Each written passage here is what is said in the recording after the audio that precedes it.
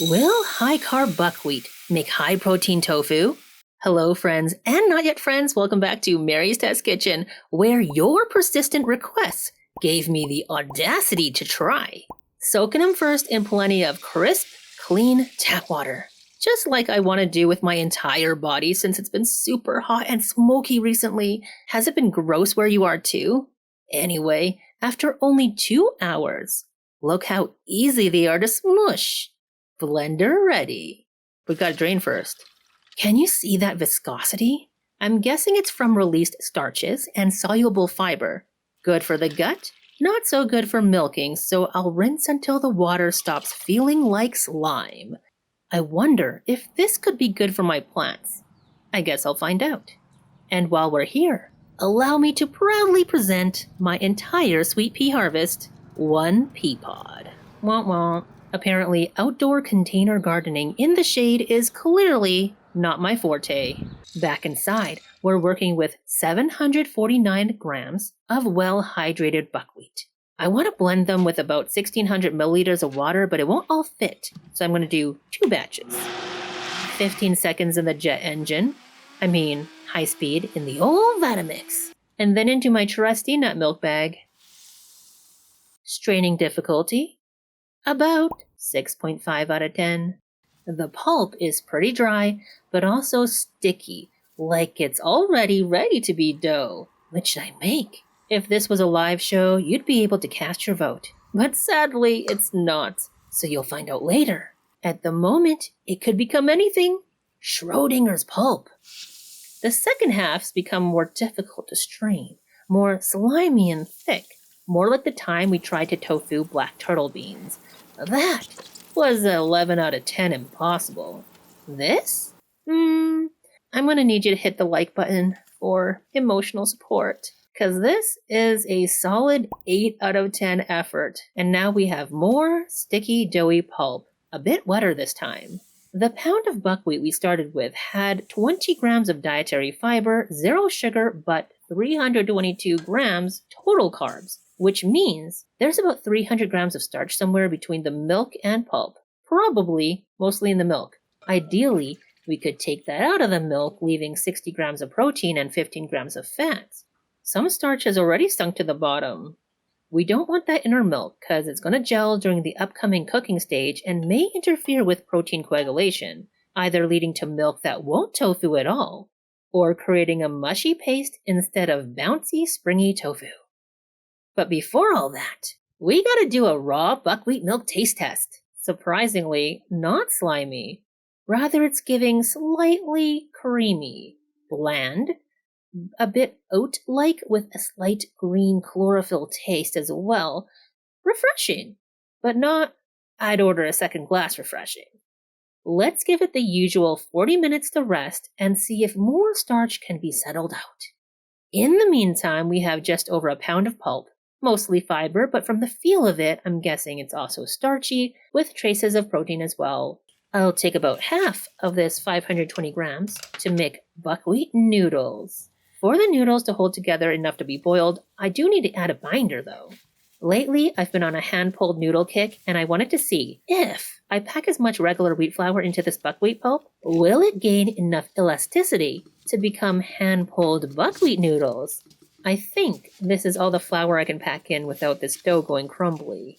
If this works, we could have the chewy satisfaction and fun of hand-pulled noodles, but with the extra goodness of buckwheat flour. I have absolutely no evidence this is going to work, but optimism has gotten me this far. However, I think we both need to settle down, because in order for the wheat gluten to activate properly, this dough needs rest. Speaking of rest, my brain needs some too, so I'll pack away the remainder until an idea, more creative than boring pulp bread or crackers, comes to me. It's been 45 minutes of resting, and we have layers. But if you've watched more than a handful of Will It Tofu episodes, you may already have this same sinking feeling as me. Yup, it's just liquid, and I can feel a bit of chalkiness underneath, but only a little. No, it appears it is not going to be that easy to separate 300 grams of starch from the milk. However, as our previous quinoa episode taught us, not necessarily a problem, because we have the power of amylase. I'm adding a quarter teaspoon to the cold buckwheat milk. It's the same enzyme that we produce in our mouths to start the digestive process. The one I added is made from plants, so don't worry, I've not added spit to the milk. Regardless of the source, in the right environment, amylase turns starches into sugars. That environment, according to the manufacturer of this variety of amylase, is between 131 and 167 degrees Fahrenheit. And according to various sources, including your comments, could take an hour or more to completely convert. Interesting, because when we did the quinoa episode, I cooked the milk first, which got super thick as the starches gelled, and then when we added amylase, the gel dissolved almost instantly and became watery. This tells me the starch converted to sugar super fast. On the other hand, the finished quinoa tofu still had globs of starch, so obviously the conversion wasn't complete. This time, starting with cold buckwheat milk, slowly warming it up to the ideal temperature for amylase, I'm hoping for a more complete conversion of starches to sugar. Without any additional testing equipment at home, we can guess how complete the conversion is based on the look, feel, and taste. So after 20 minutes of holding the milk between 140 and 165 degrees Fahrenheit, let's give it a taste. There's no more green chlorophyll flavor. It's still mild, but the OT cereal taste is more pronounced. It's actually a little sweet. Makes sense. The starch, or at least some of it, has converted to sugar, and the milk viscosity is not thicker than when we started cooking, and I have no lumps of starchy gel. An excellent sign. Let's cook for another 20 minutes, and we have similar tastes. Let's turn up the heat and take this to a boil. My friends, are you seeing what I'm seeing? This looks like self-coagulation. Something in the buckwheat milk, combined with the higher temperature, is triggering the proteins to separate from the rest of the milk. Exciting! The whey looks very clear already. Let's give these curds and whey a taste. Very creamy, sweet, actually, quite sweet. I'm trying to get just the whey. It's not like more sweet or anything. It's actually more water. Just ever so slightly, a little bit of that sliminess. Not in a bad way. Let's check the temperature. 94. That's good. I'm going to stir in the coagulant anyways, just to see if we can't get some more. I doubt it though, because the whey is so clear. The temperature is 175. Cover this for 15 minutes, and then we'll come back and press these curds. So exciting. Afterwards, it really doesn't look any different. We're on the home stretch, my friends. We're so close to finding out if buckwheat will tofu. If it does, it'll be a very small amount of tofu. From 1 pound of buckwheat. This is the amount of curd. And then remembering how much physical energy it took to get here. How much time on the stove. In this economy, I'm kind of rethinking my life choices. For now, this will go in the fridge to be pressed and firm up.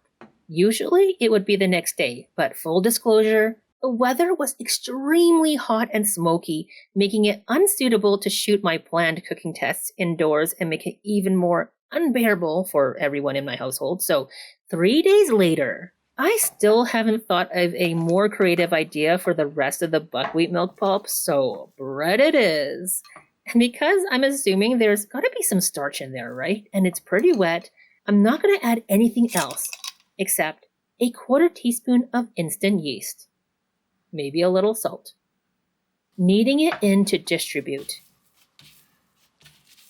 And then into these parchment-lined mini springform pans. Cover and let the yeast do its thing. Our buckwheat pulp and unbleached all-purpose flour dough has been resting this whole time in the fridge until a few hours ago when I took it out so it could come to room temperature. If this was plain flour dough, it would definitely be elastic enough to pull into noodles. This one, does not have the elasticity. Perhaps I should have used vital wheat gluten flour instead, but it's too late now. However, that doesn't mean we can't have noodles. Instead, we can make them more like pasta. Roll flat and thin. Okay, that's probably a little bit too delicate. Maybe it'll be better to do it on parchment paper. I'm hoping for an easier release. Cut into strips. Ready to cook. Oh, it's not as easy to release from the parchment as I hoped. The noodles are breaking like crazy. Regular wheat noodles only need a minute to cook, so these should be ready, I think. Let's have a taste. My friends, they are delicious! Perfectly seasoned, chewy noodles. They don't taste fibery at all, but not like regular pasta either. They're more like the texture of hand-pulled noodles, even though they weren't pulled at all. This gives me an idea. Now, if we wanted to go in the Italian or Mediterranean direction, I'd pick out some of this oregano from my Let Pot hydroponic garden. But I've been locked on a different flavor combination lately. Thai basil. With Chinese sesame peanut paste, it's toasted sesame, not bitter at all, plus roasted peanut butter together. A little Chinese black vinegar, which, if you're not familiar, tastes a lot like balsamic. And plate with red chilies and green onion. My friends, I wish you could try this with me. It's so good. Thick, chewy noodles with a creamy, nutty sauce, right into with the fresh herbs and vinegar. No extra salt needed as the noodles were seasoned during cooking. But perhaps long noodles are not the format for this dough. Good thing there's plenty more to experiment with. And if you want to keep seeing these kinds of experiments, please subscribe if you haven't already and turn on notifications so you don't miss a thing. Speaking of experiments, it's time for our main event. Will buckwheat tofu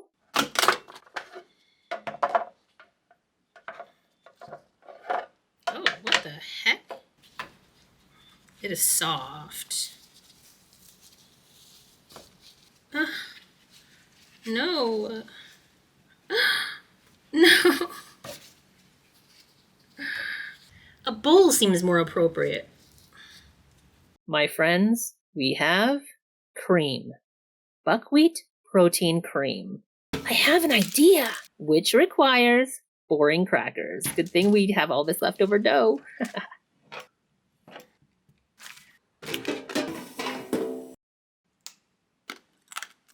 These are very hard crackers. Less crispy, more crunch. Would have been better with a bit of lamination, but they'll do the job. Oh yeah, it's like my favorite classic roasted garlic white bean dip, but smoother. Less beany, obviously. Higher protein. It's actually so good. But would I advise you to make it at home? I mean, you saw how long that took, how much energy. Unless you were, having an exotic tofu tasting party, obviously you would need to have this. It would be incredible. But unless you were really regularly going to make buckwheat products at scale, I just don't know. I don't know why our yeasted pure buckwheat pulp has not risen at all. It's actually been 24 hours at about 22 to 24 degrees at room temperature. And friends, I don't see much of a difference, or any difference, do you? Perhaps? There's just not as much starch in the pulp as I thought. Perhaps the pulp is just too heavy. In any case, we've got to see it to the end.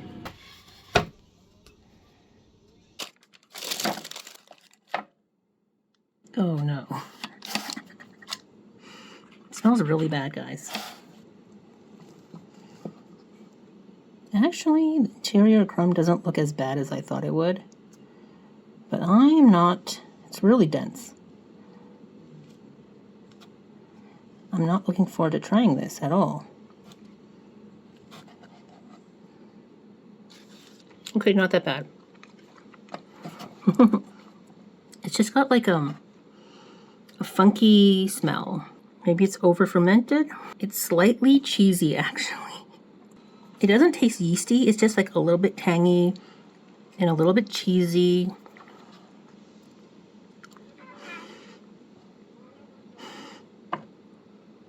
Yeah, it's very odd, but it is food. It is edible. So there's that. Well, my friends, we didn't quite get tofu, but we did get an amazing not bean dip, with very hearty crackers, which if there's a next time, I would add some leavening to. But overall, very fun, and I'm so glad y'all suggested buckwheat. Thanks for coming on yet another completely reasonable scientific expedition. What should I attempt to tofuify next? Leave your suggestion in the comments below and I might just choose it. Bye for now!